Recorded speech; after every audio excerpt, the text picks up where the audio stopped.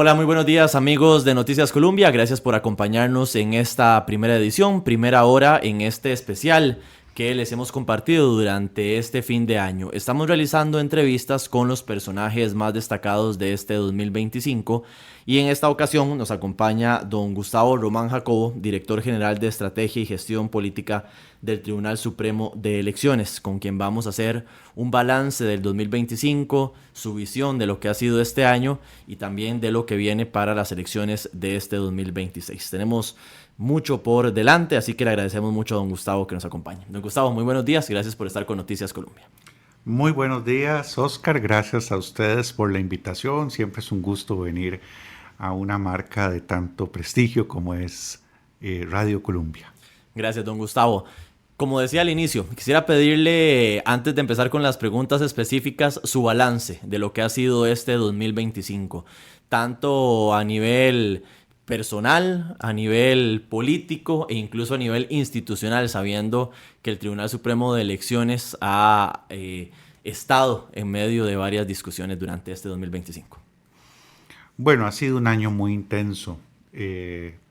Ya eso se empieza a volver cliché porque uno empieza a percibir que cada año es más intenso que el anterior, lo cual no creo que sea necesariamente positivo, pero son los tiempos que corren. Eh, para nosotros en el Tribunal Supremo de Elecciones es cuestionable la etiqueta de año electoral y año no electoral, porque en realidad año electoral sería el 26, no el 25.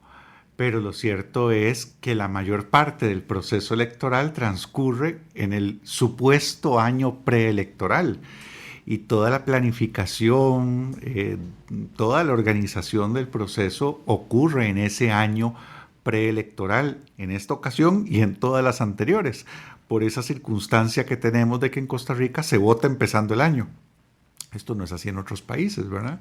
Pero en Costa Rica es así y en realidad es muy poquito lo que queda de proceso electoral cuando empieza el nuevo año.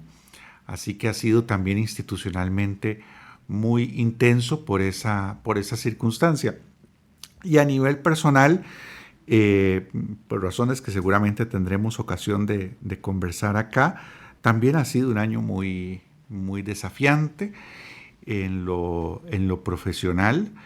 Eh, el, el rol que yo tengo en el Tribunal Supremo de Elecciones tiene que ver sobre todo con la capacidad que tenga la institución de darse a entender ante la ciudadanía, de explicarse a sí misma, de dar razones de sus decisiones y también la capacidad que tenga el tribunal de comprender, de escuchar y de atender las inquietudes de los y las ciudadanas, los riesgos, las amenazas de contexto que hay en el ambiente y por supuesto que eso me ha colocado en una posición en la que en determinadas circunstancias ha sido necesario ser asertivo en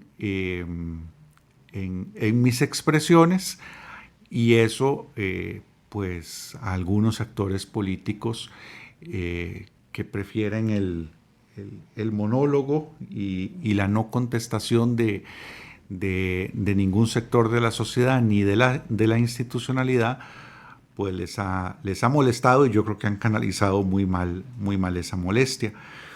Pero yo termino el año, don Oscar, con mucha satisfacción del deber cumplido, del trabajo bien hecho, esperando que el próximo 1 de febrero podamos concurrir a las urnas en la mejor tradición costarricense a renovar al gobierno de la República.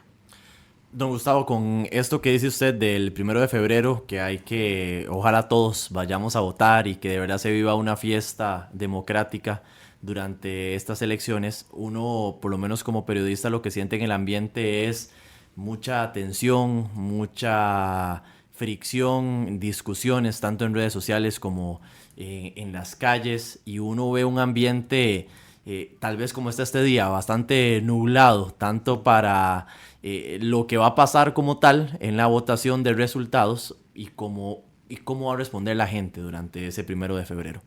Usted que está dentro del Tribunal Supremo de Elecciones, también que analiza todo este ambiente, ¿cómo vislumbra el camino que vamos a tener en el 2026 hasta ese 1 de febrero, alrededor de las 8 o 9 de la noche, cuando ya el tribunal empiece a dar los resultados?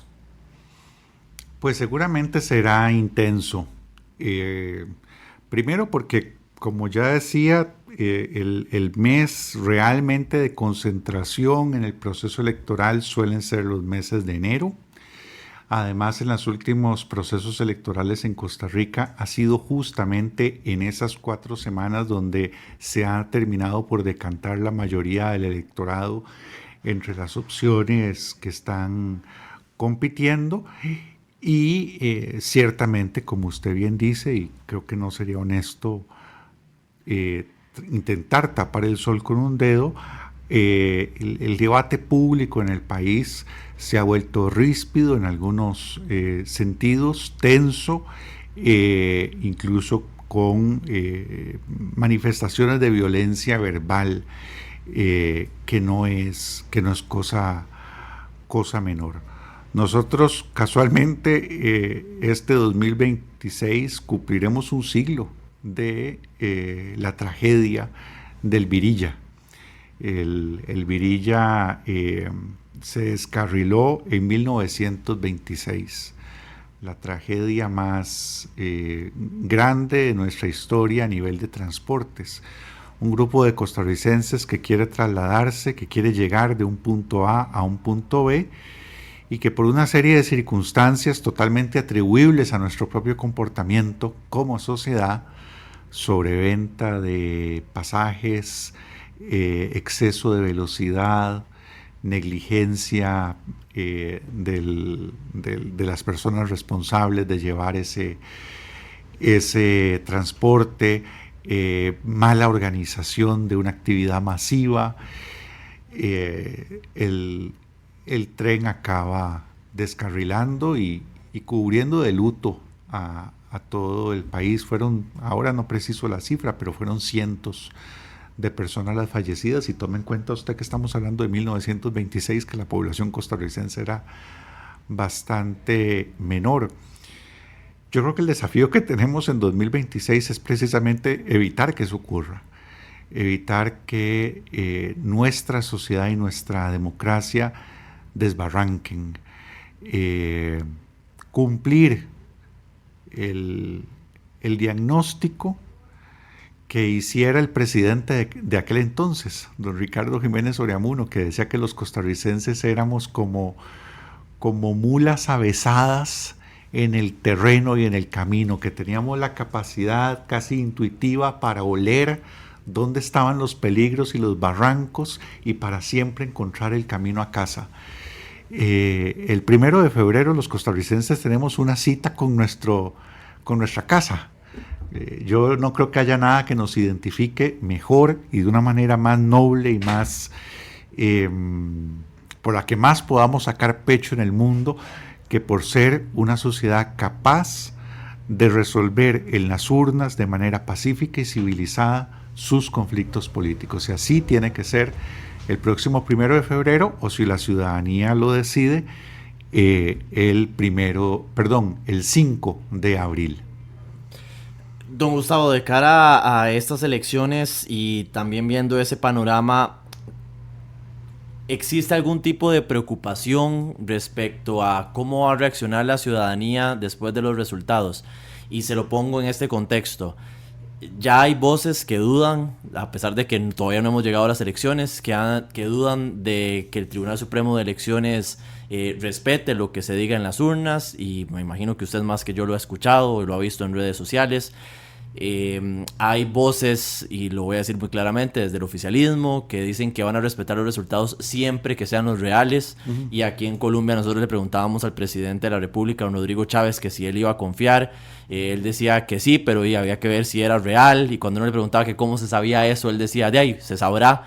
Entonces hay muchas dudas en el ambiente desde parte de un sector sobre qué va a hacer el Tribunal Supremo de Elecciones después de las votaciones. Y hemos visto casos como en Brasil, como en Estados Unidos, que cuando una tendencia no resulta ganadora y ante esta nebulosa o estos mensajes no claros sobre si se van a respetar o no los resultados, hay manifestaciones de la ciudadanía violentas en contra de instituciones.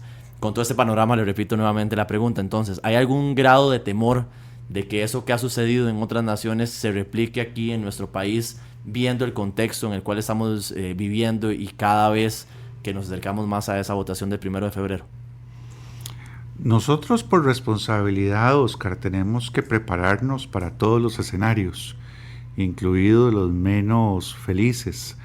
Ciertamente en Costa Rica, como ocurre en otras partes del mundo, hay una narrativa de lo que hoy se conoce en muchas investigaciones académicas como negacionismo electoral. Esto, insisto, cualquier persona puede buscarlo en redes sociales o en chats de inteligencia artificial y van a encontrar abundante información sobre qué es y qué características tiene el negacionismo electoral. Pero en términos generales consiste en la construcción, como bien usted decía, una metáfora muy adecuada, la elaboración o la producción de una nebulosa respecto del proceso electoral, que puede ir dirigida a desconfiar de los mecanismos de recolección de la voluntad popular, la papeleta física, el crayón, cuando se utilizan en otros países las computadoras, las máquinas de votación, o puede ir dirigida a poner en duda la imparcialidad de las autoridades electorales, o puede ser las dos cosas. En Costa Rica hemos visto ambas, es decir, uno se encuentra en redes sociales desde cuestionamientos sobre la efectividad del crayón, lo cual es impresionante porque tenemos ya muchas elecciones de estar votando con ese dispositivo, hasta cuestionamientos respecto de la imparcialidad política de las autoridades electorales. Y como usted bien dice, se trata de discursos profundamente irresponsables y desleales con la tradición democrática costarricense, pero sobre todo irresponsables porque aunque puedan perseguir objetivos políticos acotados o limitados, es decir, un actor político puede solamente querer con esas manifestaciones soliviantar a sus bases y movilizarlas, o puede ser que solamente quiera intimidar y amedrentar a las autoridades electorales, pero nada más. Lo cierto es que este tipo de narrativas siempre se les acaban yendo de las manos a los aprendices de brujo que las desarrollan.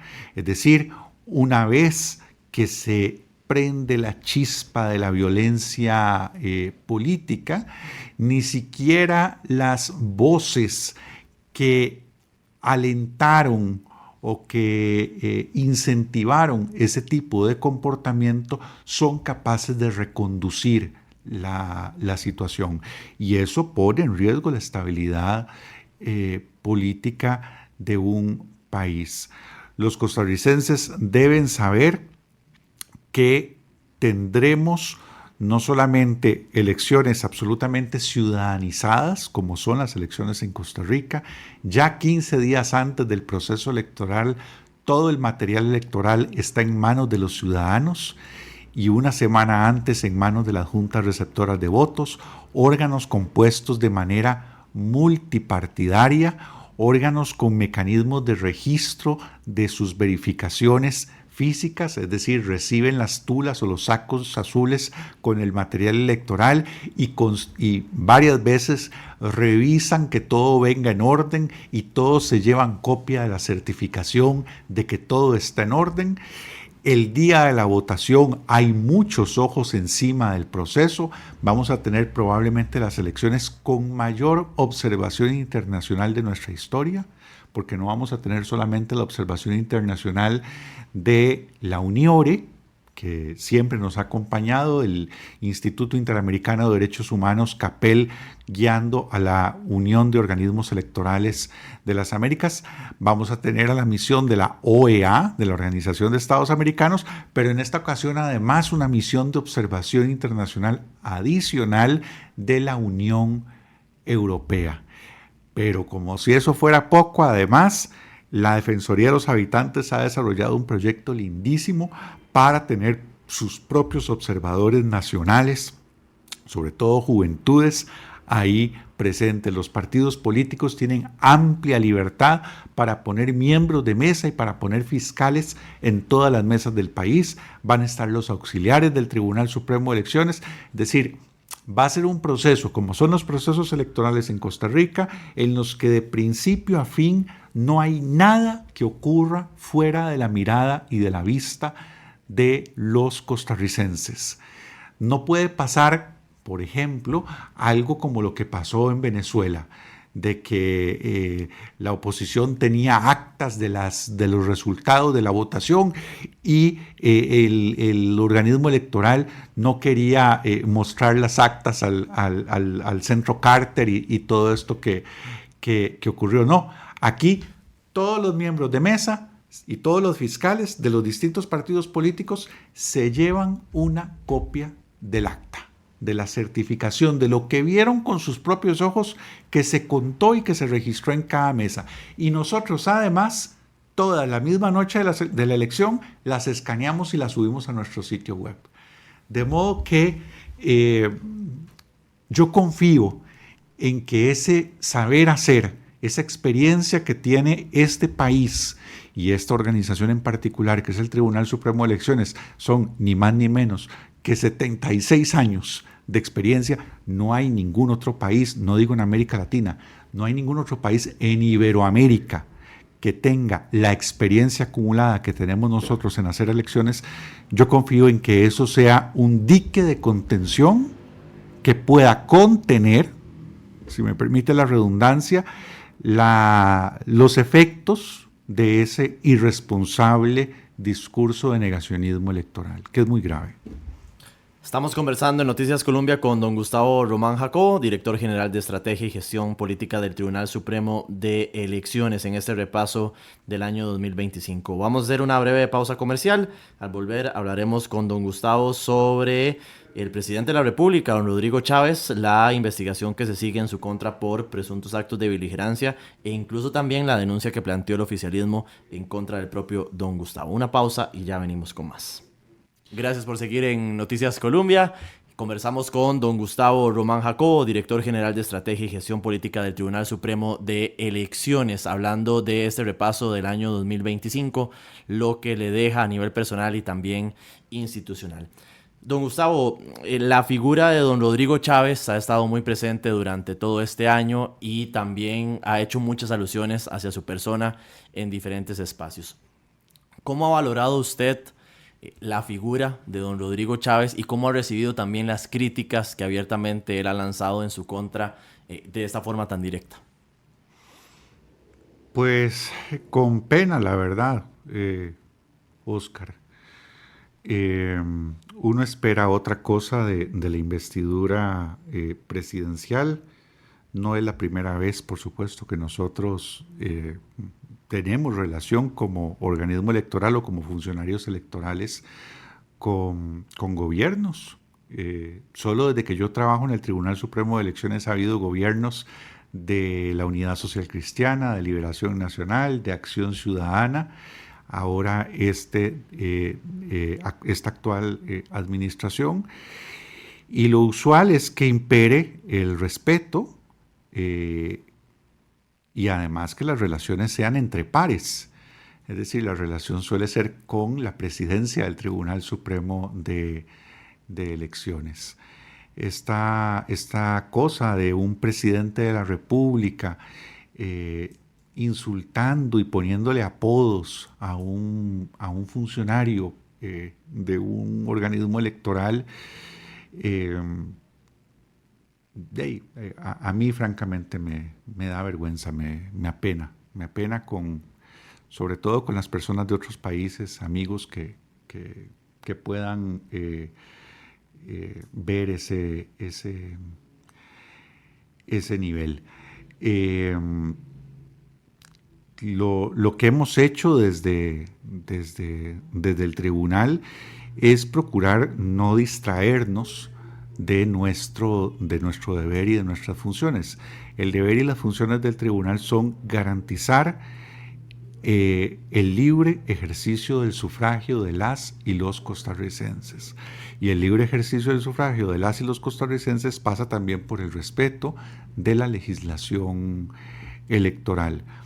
Por supuesto que a uno a nivel personal le puede pesar o distraer ese tipo de alusiones personales o de insultos del presidente de la República, en este caso hacia mi persona, pero yo tampoco soy una persona tan joven, lamentablemente, ya no lo soy. Ya pues alguna experiencia tengo en esto. Este es mi 10º o 11º proceso electoral, y como lo dije en un artículo de opinión que amablemente me publicó el periódico La Nación, el presidente Chávez es una persona que un día dice que Costa Rica es la dictadura perfecta y al día siguiente dice que esto es una democracia madura. De todo eso hay hemeroteca, no me lo estoy inventando, lo pueden fact-chequear.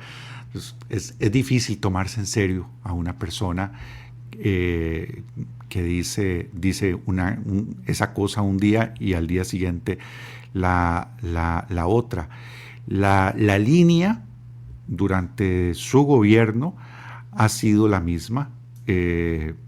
Las personas son canalla, ticos con corona, red de cuido, todo eso, o del otro grupo son patriotas y costarricenses que merecen reconocimiento y elogio.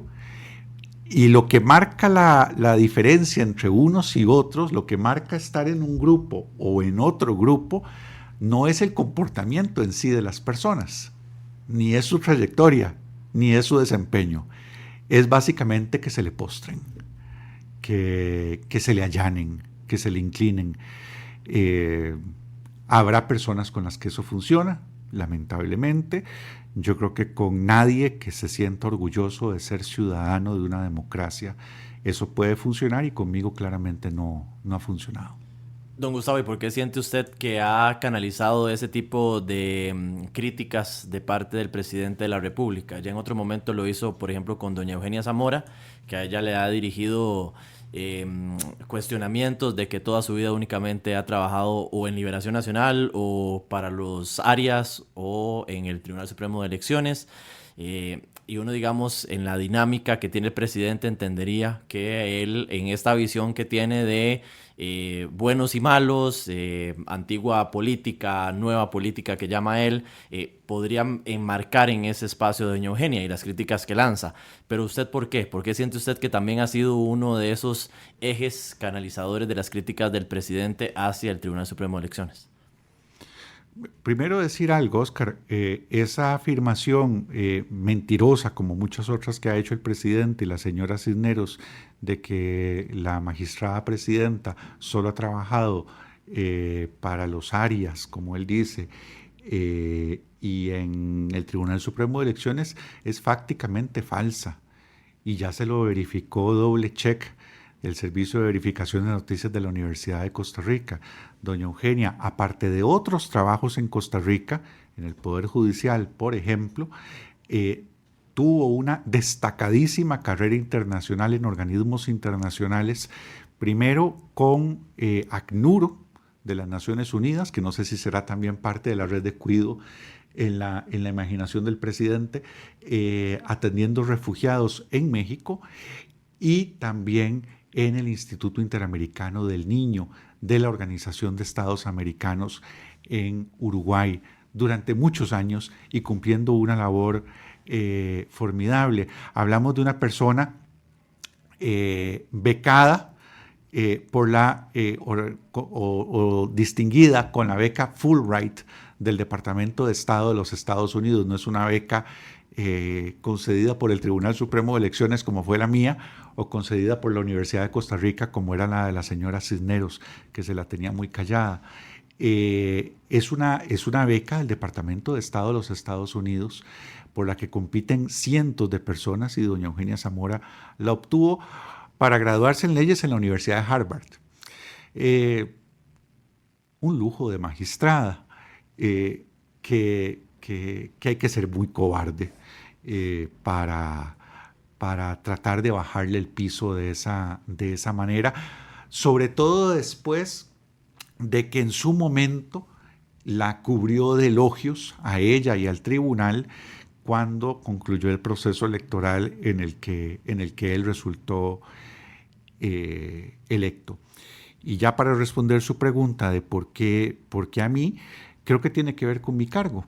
Es decir, como parte de mi trabajo, no es todo mi trabajo, pero parte de mi trabajo es ejercer ocasionalmente la vocería del Tribunal Supremo de Elecciones, y en el ejercicio de esa vocería hemos tenido que salir a decir en varias ocasiones, lamentablemente, que estaba mintiendo. Pues entonces eso ha generado ese enojo. Yo no sé francamente qué esperaba el presidente Chávez o la señora Cisneros cuando decían falsedades. Ya en la campaña electoral del 2021 hicieron un comunicado de prensa, eso también se puede revisar en la hemeroteca. El Partido Progreso Social Democrático hizo un pronunciamiento diciendo que el Tribunal Supremo de Elecciones había revisado el fideicomiso Costa Rica Próspera y que todo estaba en orden. Estoy hablando de diciembre del 21 o enero del 22, antes de la primera ronda. Ahí tuvimos que salir por primera vez a decir que no era cierto. Tan no era cierto que en este momento ya hay una acusación penal por ese tema. Luego vino lo del MISIT, de las frecuencias de radio y televisión, que ha sido un desastre. Luego vino lo de la mordaza, que tuvieron que salir a quitar ese banner ridículo con el que pusieron en todos los perfiles de redes sociales de los distintos ministerios diciendo que la mordaza esto y que la mordaza lo otro. Es decir, ha sido mentira tras mentira, y no han entendido que la imparcialidad que cualquier funcionario electoral, y en este caso yo hablo por mí, la imparcialidad que tenemos que observar los funcionarios electorales es respecto a los partidos políticos, no es respecto de la verdad o la mentira. No puede ser que esta gente espere que frente a una mentira y un hecho fáctico uno salga a decir, escuchemos las dos versiones. Eso es... yo sé que no es el caso suyo, ni mucho menos, don Oscar, pero ese es un ejercicio de mal periodismo, ¿verdad?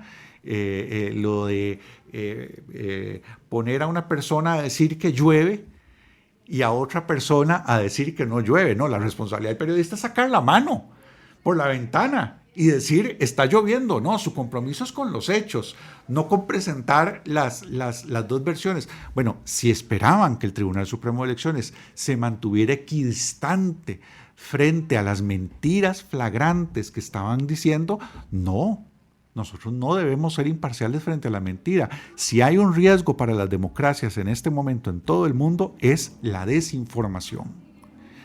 Y la información es un derecho humano fundamental. Los ciudadanos, para poder ejercer su voto con músculo, con criterio, para no dispararse al pie en una urna, necesitan tener información. Y en lo que respecta al organismo electoral, nosotros tenemos que darla. Ya si después un partido político dice una mentira contra otro partido político, entre candidaturas, ahí el tribunal no se puede meter. Ahí, si el candidato A se siente difamado o calumniado por el candidato B, tiene que ir a la tutela penal del honor, a presentar una acusación por injuria, calumnia o difamación. Ahí el tribunal no se mete. Pero si la mentira o la falsedad es sobre el proceso electoral o sobre las autoridades electorales, por supuesto que tenemos la responsabilidad de salir a desmentir. Y como se lo dije a la señora Cisneros en su despacho, lo vamos a hacer cada vez que sea necesario. ¿Y usted cree que don Rodrigo Chávez representa un riesgo para la democracia costarricense?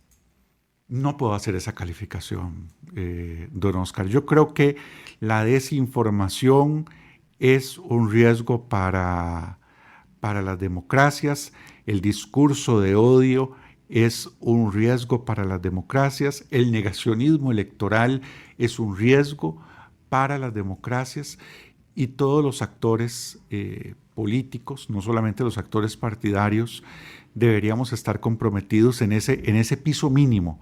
Podemos tener distintas visiones del país y querer distintas cosas sobre cómo solucionar los problemas del país, pero hay una base común que debemos respetar y francamente el gobierno de la República, el actual gobierno de la República y individualmente el presidente Chávez no se han comportado al nivel de ese estándar mínimo. Don Gustavo, siempre en temas del presidente de la República, por primera vez en la historia del país, el Tribunal Supremo de Elecciones solicita, ya usted me corregirá con el tema de don José María Figueres en otro momento, pero levantar la inmunidad al presidente de la República en ejercicio por temas de beligerancia. Le hacía el paréntesis porque sé que en otros momentos, por ejemplo, don Andrei Cambronero se ha referido a un tema que pasó con don José María Figueres, etc. Entonces le hago la pregunta en dos vías. Uno, ¿qué había pasado en ese momento para hacer el recordatorio con don José María Figueres Olsen? ¿Y qué hay de diferente en estos presuntos hechos de beligerancia del presidente Rodrigo Chávez que no se habían presentado en otros mandatarios que no habían llevado al tribunal a hacer ese tipo de solicitudes? También la consulta porque mucho se ha hablado de manifestaciones, por ejemplo, de don Oscar Arias en favor de Laura Chinchilla en su momento, etcétera. Quisiera su apreciación sobre este tema. Bueno, lo primero es que usted no tiene que corregir su afirmación inicial porque es correcta, es la primera vez. El caso de don José María Figueres no fue una solicitud a la Asamblea Legislativa para que levantara la inmunidad.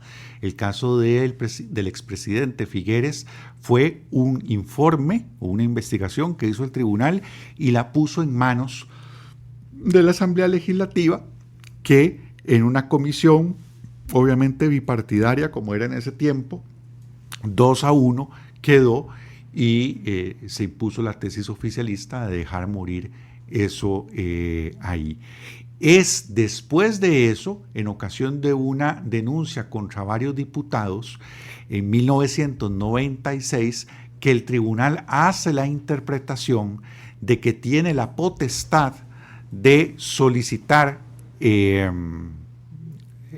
de solicitar el levantamiento de la inmunidad a miembros de supremos poderes para proceder a cancelarles la credencial. Es decir, esta interpretación sobre la cual se basa el Tribunal Supremo de Elecciones para actuar en esta ocasión de 2025 data como interpretación del año 1996 y es la única, lo hemos dicho, que le puede dar cumplimiento a la norma constitucional que exige imparcialidad absoluta de las autoridades de gobierno durante el proceso electoral. Las lecturas alternas, como la que ha defendido en estos mismos micrófonos el señor Mario Quirós o el señor Fabián Bolio, todas esas lecturas alternas conducen al mismo callejón sin salida de la impunidad. Básicamente de que cualquier mensajero del Poder Judicial, por ponerse una camiseta de un partido político o por poner un posteo en redes sociales, pierda su cargo y pierda su trabajo. Pero el presidente de la República se pueda meter de lleno en el proceso electoral y transgredir todas las normas y no pase nada. Entonces, esa es la razón. En cuanto al caso del expresidente Arias, efectivamente hubo denuncias en ese momento porque el expresidente hizo alguna manifestación respecto de que le gustaría o que ya era hora que una mujer asumiera la presidencia o lo sucediera en el cargo. Se ha repetido de manera mentirosa nuevamente que doña Laura Chinchilla era la única candidata a la presidencia cuando eso ocurrió. Eso es doblemente falso. Es doblemente falso, primero porque eso es en 2008 y las elecciones fueron en el 2010. En el 2008 la señora Chinchilla no era candidata a la presidencia de la República y en todo caso en las elecciones del 2010 ella no fue la única mujer candidata. Pero le digo más, el Tribunal Supremo de Elecciones le hizo una advertencia al presidente Arias y le dijo que estaba jugando al límite, al filo de la navaja con el tema de la beligerancia y que tenía que abstenerse de hacer ese tipo de manifestaciones. Esa misma advertencia, esa misma, si usted me permite el lenguaje coloquial, esa misma tarjeta amarilla se le hizo al presidente Chávez en el año 2023. En el año 2023, de cara a las elecciones del 2024, el presidente Chávez hizo un tuit, creo que en ese momento todavía era Twitter y no era X, no estoy seguro, en el que criticó a dos regidores, creo que uno del PAC y el otro de la Unidad Social Cristiana, de Goicoechea, porque se estaban oponiendo a algún proyecto que para el gobierno era importante. Entonces el presidente dijo, mire, este señor que es regidor de este partido y este señor que es regidor de este otro partido se están oponiendo. Y lo peor es que parece que quieren ser alcaldes. Si por la víspera se saca el día, ese fue el posteo en X o en Twitter. Y entonces el tribunal hace exactamente lo mismo. Le dice, no es beligerancia, voy a archivarlo, pero ojo, está jugando al filo de la navaja. La diferencia es que el señor Chávez ha desplegado conductas, posterior a eso, múltiples conductas, que a juicio de la veintena o más de denunciantes configuran el ilícito de beligerancia política y que, revisado los requisitos de admisibilidad de esas denuncias, la sección especializada del Tribunal Supremo de Elecciones consideró que cumplían con los requisitos de admisibilidad. Hay otra diferencia, Oscar, que quiero decir, que tiene que ver con las publicaciones en redes sociales que hicieron otros presidentes ya después de convocado el proceso electoral.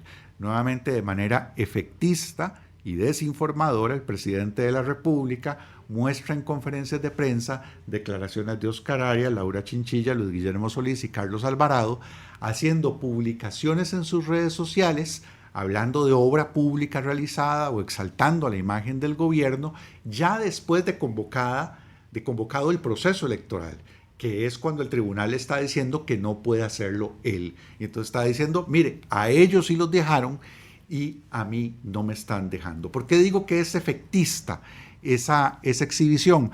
Porque desde la propia resolución del Tribunal Supremo de Elecciones de este año, del 2025, el tribunal es explícito, no oculta, lo dice claramente que está haciendo una adecuación de su jurisprudencia. El tribunal había dicho desde el año 2009 que las publicaciones del gobierno que estaban vedadas, que estaban prohibidas, eran aquellas en redes sociales en las que mediara pago, o en servicios de streaming como YouTube o en general en plataformas digitales.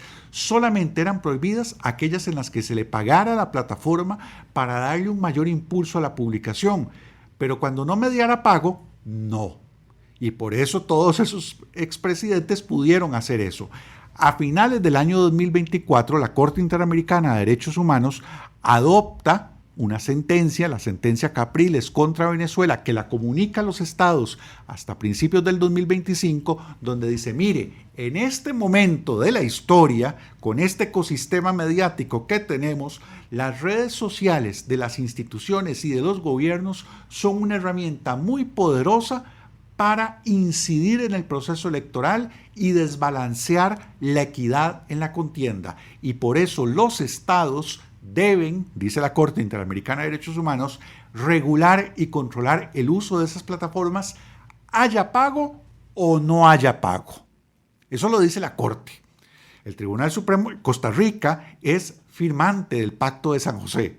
No en vano se llama Pacto de San José y no en vano la Corte Interamericana de Derechos Humanos, su sede está en Los Yoses.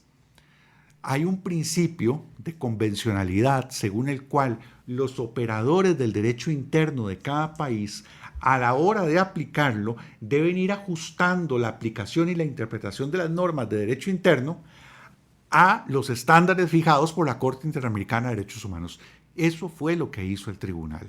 Y eso lo explicitó de la manera más clara en la resolución en la que le dijo al gobierno Chávez Robles: usted a partir del 1 de octubre de 2025 no puede seguir publicitando obra pública realizada ni exaltando la imagen de los jerarcas en las plataformas digitales, aunque no medie pago. Eso ellos lo saben y ellos lo entienden porque se los explicamos ampliamente, viéndolos a los ojos, como dice la señora Cisneros. Pero después salen en conferencia de prensa a decir: miren qué barbaridad, a ellos sí los dejaron y a nosotros no. Eso es demagogia.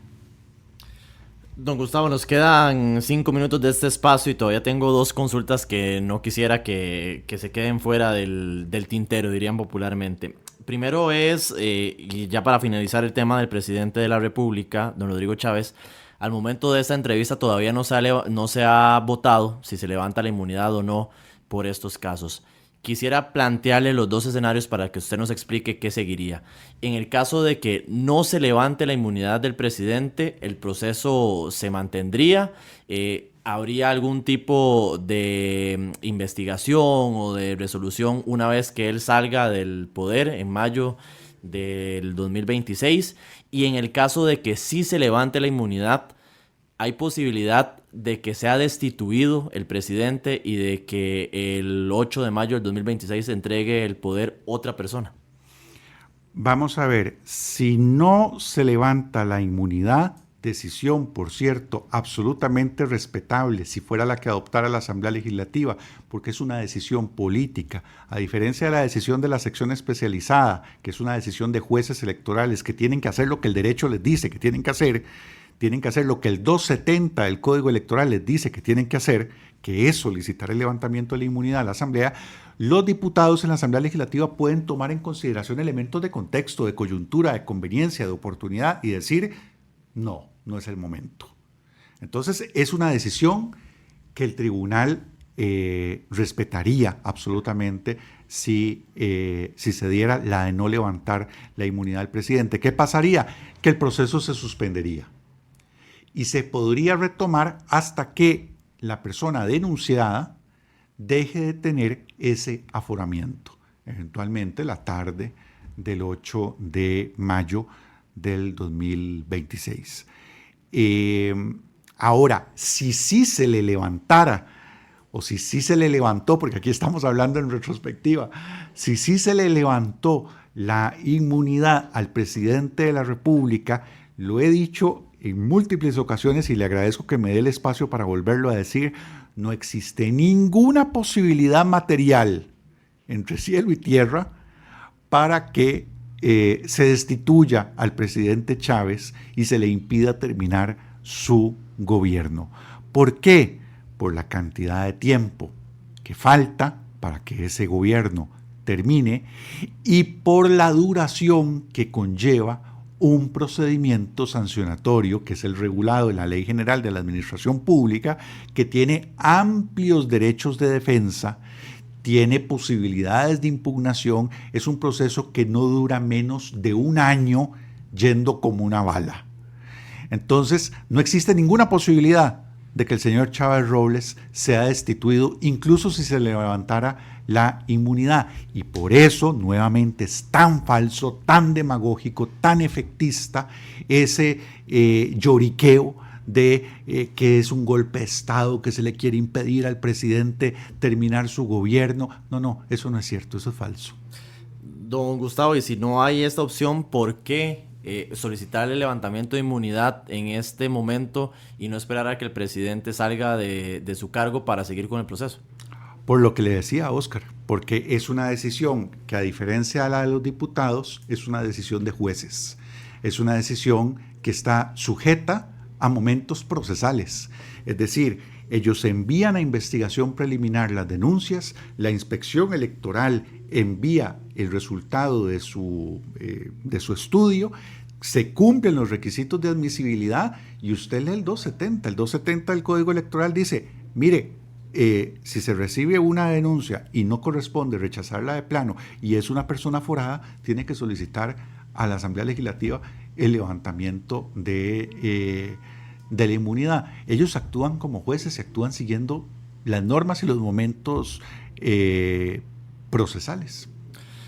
Don Gustavo, y finalmente quisiera una reflexión de su parte sobre la denuncia que ha planteado el oficialismo en su contra por nuevamente presuntos actos de beligerancia que ha cometido usted, y también incluir en este espacio, que ya usted nos lo mencionó en otra pregunta, su respuesta o su posición ante las críticas que ha lanzado también el oficialismo sobre becas que usted tuvo en su momento, y que han dicho, se ha hablado mucho también en esos espacios sobre esa posibilidad que tuvo usted. Quisiera su reflexión sobre estas dos temáticas. Bien, yo lo de la beligerancia lo digo a título de persona denunciada. Yo no lo digo a título de vocero del tribunal porque no corresponde.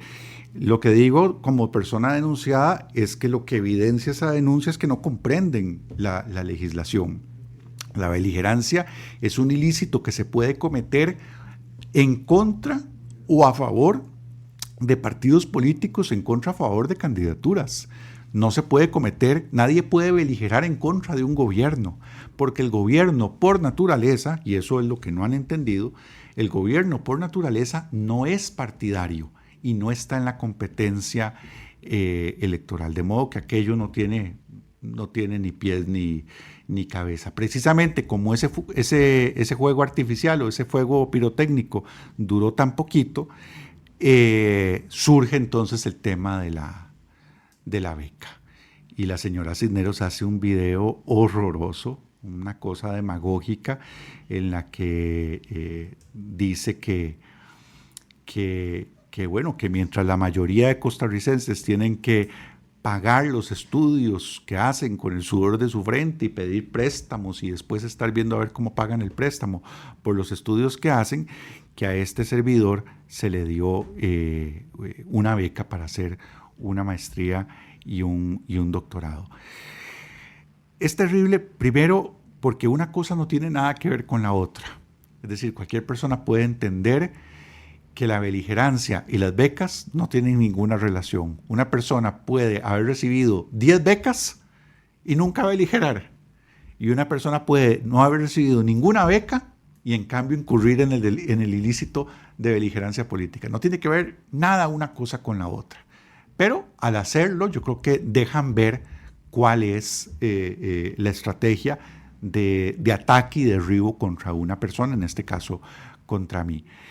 Y yo decía en un artículo de opinión publicado hace algunos días dos cosas. La primera es que por algo hicieron solamente un video y no una denuncia por el tema de las becas, porque todo esa facilidad de estudios que yo recibí no solamente fue gestionada conforme a la legislación y conforme a la reglamentación interna, sino que además yo cumplí con todo lo que tenía que cumplir.